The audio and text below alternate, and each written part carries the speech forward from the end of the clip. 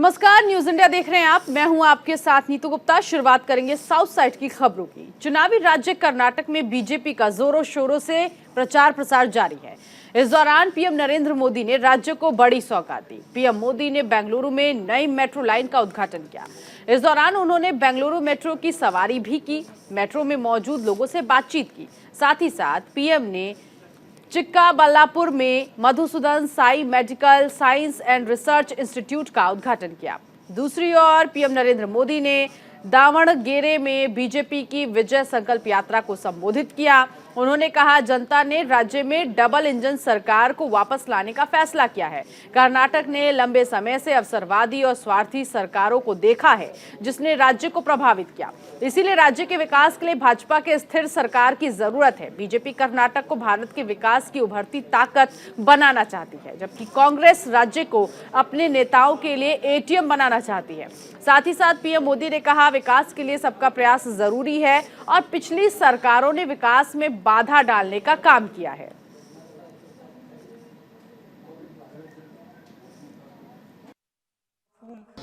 आजादी के अमृत महोत्सव में देश ने विकसित होने का संकल्प लिया है। कई बार लोग पूछते हैं कि भारत इतने कम समय में, क्योंकि मैंने कहा है 2047 जब आजादी के 100 साल होंगे, तो लोग पूछते हैं कि इतने कम समय में भारत विकसित कैसे बनेगा। इतनी चुनौतियां हैं, इतना काम है, इतने काम कम समय में पूरा कैसे होगा। इस सवाल का एक ही जवाब है, सशक्त जवाब है, संकल्प से भरा जवाब है, सिद्धियां प्राप्त होने की ताकत वाला जवाब है, और वो जवाब है सबका प्रयास।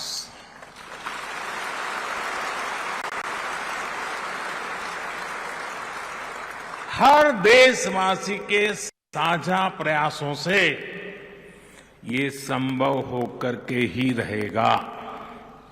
इसलिए भाजपा सरकार निरंतर सबकी भागीदारी पर बल दे रही है। विकसित भारत के लक्ष्य की प्राप्ति में हमारे सामाजिक संगठनों की, धार्मिक संगठनों की भूमिका भी बहुत बड़ी है। गांव के, गरीब के, पिछड़े समाज के युवाओं के लिए डॉक्टर बनना बहुत मुश्किल था।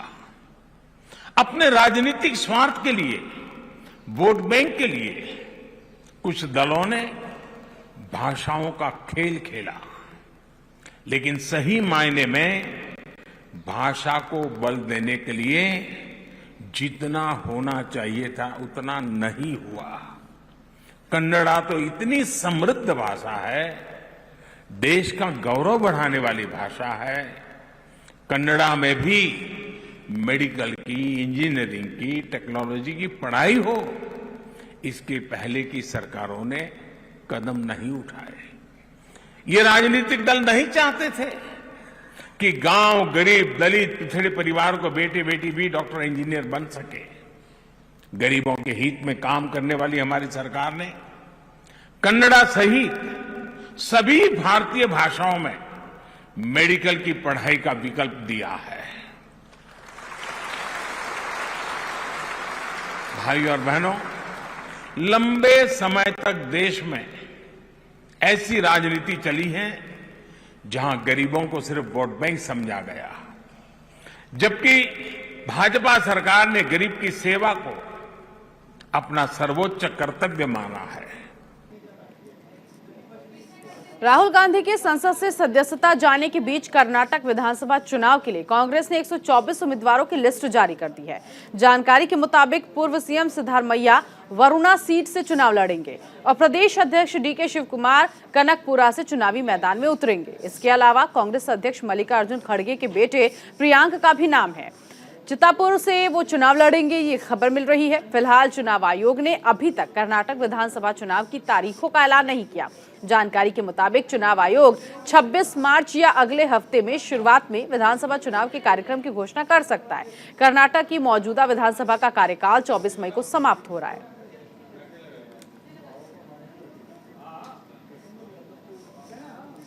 तेलंगाना बीजेपी अध्यक्ष बंदी संजय कुमार के आवास पर एसआईटी के अधिकारी पहुंचे। दरअसल एसआईटी के अधिकारी टीएसपी एससी पेपर लीक मामले में बंदी संजय को नोटिस देने के लिए गए थे। खबरों की माने तो प्रमुख बंदी संजय संबंधित दस्तावेजों के साथ एसआईटी के सामने पेश होने के लिए पहले ही समन भेजा जा चुका है। ऐसे में एक बार फिर उन्हें एसआईटी के अधिकारियों के सामने पेश होने के लिए रिमाइंडर नोटिस जारी किया गया है। आपको बता दें, इससे पहले एसआईटी ने बंदी संजय को 24 मार्च को पेश होने के लिए समन भेजा था। एसआईटी ने आरोपों के समर्थन में सबूत पेश करने के लिए भी कहा था।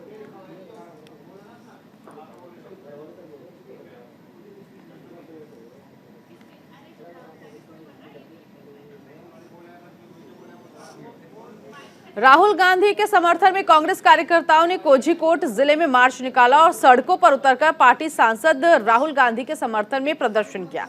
प्रदर्शन कर रहे कार्यकर्ताओं ने केंद्र सरकार पर जमकर निशाना साधा। यूथ कांग्रेस और केरल छात्र संघ के सदस्य सहित पार्टी के सैकड़ों कार्यकर्ताओं ने राजभवन तक मार्च निकाला। जब पुलिस ने मार्च को रोका और राजभवन की ओर जाने वाली सड़क पर बैरिकेड्स लगा दिए तो कांग्रेस के लोगों ने विरोध करते हुए इसके पीछे खींचने की कोशिश की।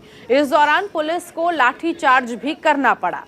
इसके साथ ही साथ कांग्रेस के प्रदेश अध्यक्ष के सुधाकरण ने घोषणा की कि पार्टी वायनाड में उपचुनाव के लिए तैयार है।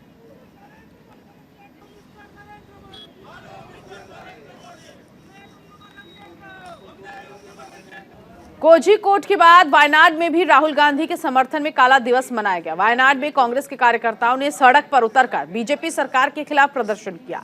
विधायक टी सिद्दीकी सहित कांग्रेस नेताओं ने बीएसएनएल के कार्यालय तक विरोध मार्च करने की कोशिश की, लेकिन पुलिस ने जबरन सभी नेताओं को हटा दिया और बस में दूसरी जगह ले गए।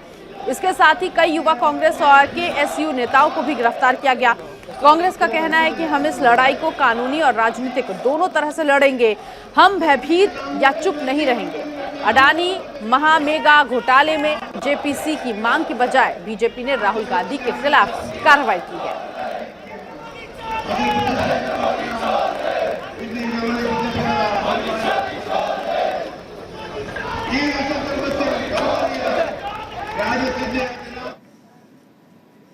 आंध्र प्रदेश के अमरावती में वाईएसपी सीआर के बागी विधायकों का पार्टी कार्यकर्ताओं ने पुतला फूंका। इस दौरान कार्यकर्ताओं ने बागी विधायकों के खिलाफ जमकर नारेबाजी कर विरोध प्रदर्शन किया।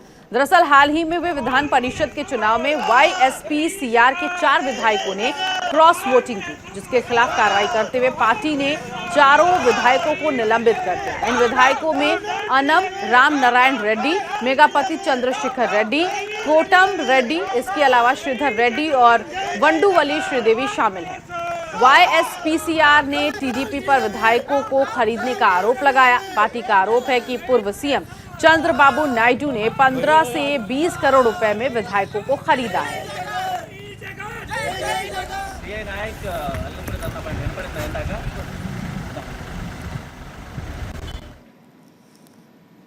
आंध्र प्रदेश विधानसभा में विनियोग विधेयक 2023 पारित कर दिया गया, जिसके तहत वित्त वर्ष 2023-24 में 2,79,000 करोड़ रुपए खर्च करने के लिए अधिकृत किया गया। प्रदेश में वित्त मंत्री बुगना राजेंद्र नाथ ने विधेयक पेश किया, जिसे सदन में ध्वनि मत से पारित किया गया। अधिकारी ने जानकारी देते हुए बताया कि सदन में आंध्र प्रदेश महिला आयोग विधेयक 2023, आंध्र प्रदेश अंतर्देशीय जल मार्ग प्राधिकरण विधेयक 2023 और आंध्र प्रदेश लोकायुक्त विधेयक 2023 भी पारित किए। इस बीच विधानसभा के अध्यक्ष टी सीताराम ने 24 मार्च को विधानसभा को अनिश्चितकाल के लिए स्थगित कर दिया। इस सत्र में 8 दिनों तक कार्यवाही चली, जिसमें कुल 27 विधेयक पारित हुए हैं और 3 प्रस्ताव पारित किए गए।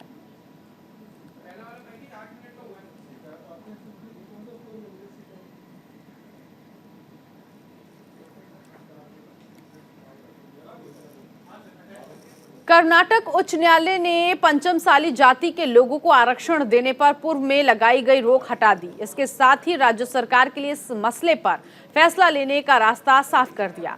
इससे पहले 12 जनवरी को अदालत ने कर्नाटक राज्य पिछड़ा वर्ग आयोग द्वारा पेश अंतरिम रिपोर्ट पर कोई भी कदम उठाने पर रोक लगाते हुए यथास्थिति बनाए रखने का आदेश दिया था। दरअसल पंचमसाली जाति लिंगायत समुदाय के अंतर्गत आती है, जो राज्य की आरक्षण सूची की 2A श्रेणी में जाति को शामिल करने की मांग की जा रही है।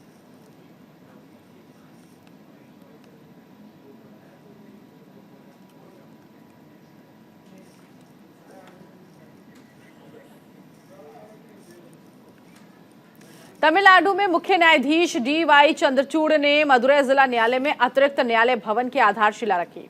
समारोह के दौरान सीएम स्टालिन, कानून मंत्री किरण रिजिजू, मद्रास हाईकोर्ट के जज समेत कई नेता मौजूद रहे।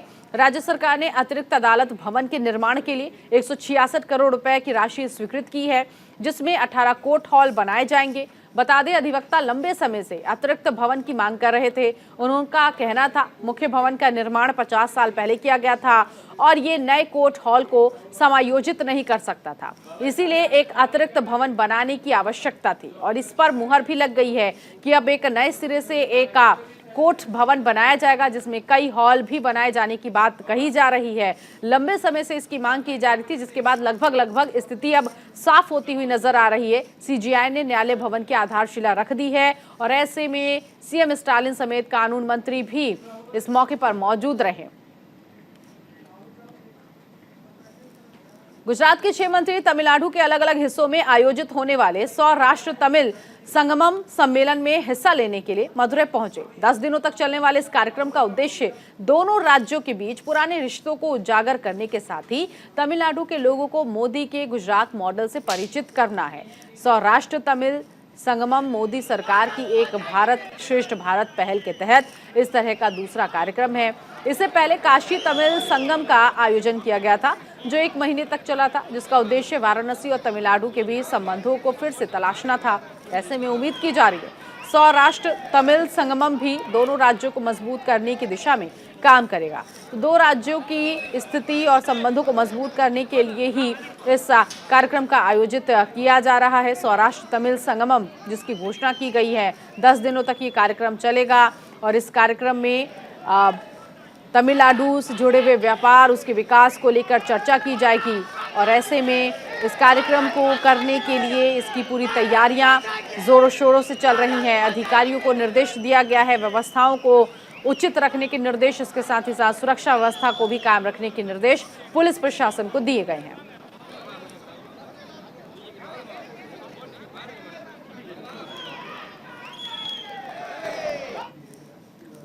G20 फ्रेमवर्क वर्किंग ग्रुप की दूसरी बैठक चेन्नई में हुई। इस बैठक में आर्थिक मुद्दों पर चर्चा की गई। साथ ही साथ इस बैठक में इस बात पर भी विचार किया गया G20 देशों में मजबूत, टिकाऊ, संतुलित विकास हासिल करने के लिए अंतर्राष्ट्रीय सहयोग को कैसे बढ़ाया जा सकता है।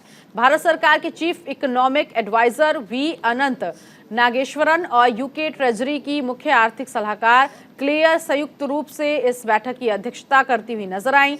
बैठक में G20 सदस्य देशों, आमंत्रित देशों और कई अंतर्राष्ट्रीय क्षेत्रीय संगठनों के 80 से ज्यादा प्रतिनिधियों ने हिस्सा लिया।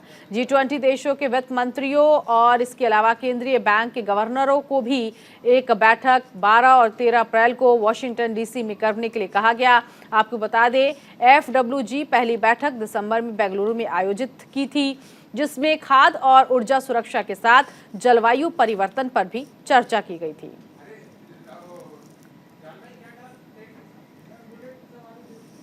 ग्रेटर विशाखापट्टनम नगर निगम ने आंध्र विश्वविद्यालय में मॉक G20 कॉन्क्लेव का आयोजन किया। आंध्र विश्वविद्यालय सहित कई संस्थानों के छात्रों ने मॉक G20 कॉन्क्लेव में हिस्सा लिया। इसका उद्देश्य G20 परिषद के कार्य और प्रक्रियाओं, इसके अलावा इसके उद्देश्य को समझना था। 28-29 मार्च को होने वाली G20 IWG की बैठक से पहले जन भागीदारी कार्यक्रम के तहत कई कार्यक्रमों का आयोजन हुआ। दरअसल इन कार्यक्रमों का उद्देश्य वैश्विक कार्यक्रमों से नागरिकों को जोड़ना है। GVMC commissioner P Raja Babu ने कहा, G20 वर्किंग ग्रुप कमेटी की बैठक की मेजबानी करना गौरव का क्षण है।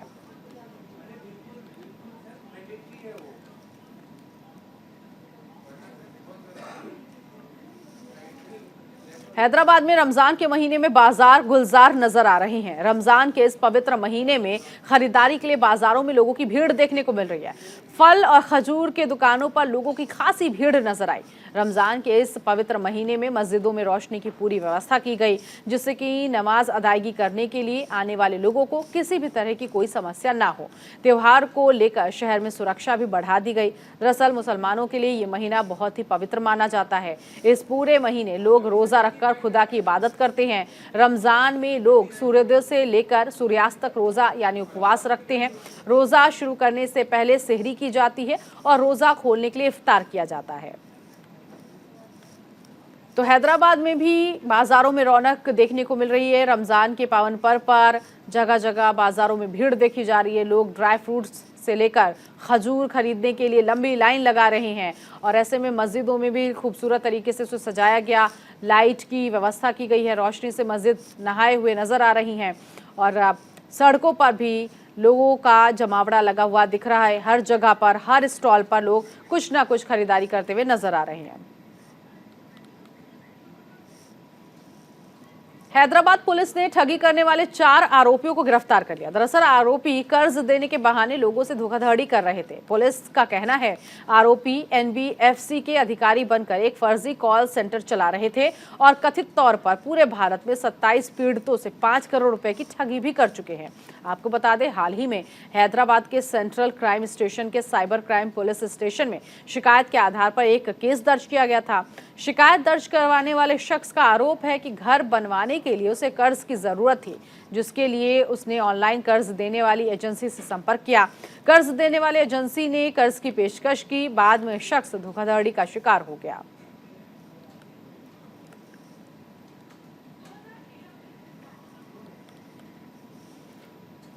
आंध्र प्रदेश के अमरावती में बड़ा हादसा हो गया, जहां तेलुगु देशम पार्टी के कार्यालय में पटाखों में विस्फोट होने से 6 लोग घायल हो गए, जिनमें 2 की हालत गंभीर है। सभी को इलाज के लिए अस्पताल पहुंचाया गया। दरअसल ये घटना तब हुई जब नेल्लोर में एक वाईएसआरसीपी नेता टीडीपी में शामिल हुए और उन्होंने इस मौके पर एक रैली निकाली। इस दौरान ट्रक में रखे पटाखों पर चिंगारी गिरने से उसमें विस्फोट हो गया। विस्फोट का असर इतना जबरदस्त था कि ट्रक में सवार 4 लोग हवा में उछल गए और झुलस गए। घटना के बाद टीडीपी कार्यकर्ताओं में भगदड़ मच गई। पुलिस ने इस मामले को संज्ञान में लिया और आगे की कार्रवाई शुरू कर दी।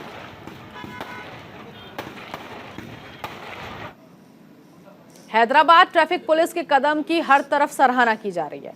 दरअसल ट्रैफिक पुलिस ने साइबराबाद ट्रैफिक पुलिस के सहयोग से एक ग्रीन चैनल की व्यवस्था की और राजीव गांधी अंतर्राष्ट्रीय हवाई अड्डे से सिकंदराबाद तक ह्यूमन ऑर्गन के लिए पूरी सुविधा मुहैया करवाई। आपको बता दें, राजीव गांधी अंतर्राष्ट्रीय हवाई अड्डे से अस्पताल की दूरी करीब 35 किलोमीटर है, जिसे पूरा करने में महज 27 मिनट लगे हैं।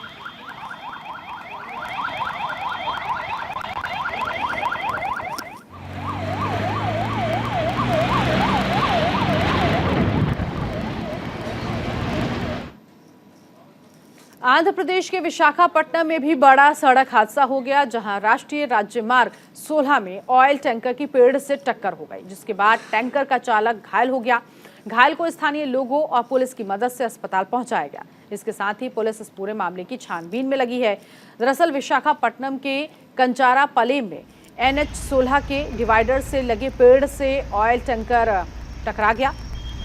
टक्कर से टैंकर के आगे का हिस्सा परखच्ची की तरह उड़ गया, जिसकी तस्वीर इस वक्त आप देख रहे हैं। तो ऑयल टैंकर की पेड़ से टक्कर होने के बाद पूरे रास्ते पर ऑयल बिखर गया और जो चालक है वो घायल है, उसको अस्पताल पहुंचाया गया।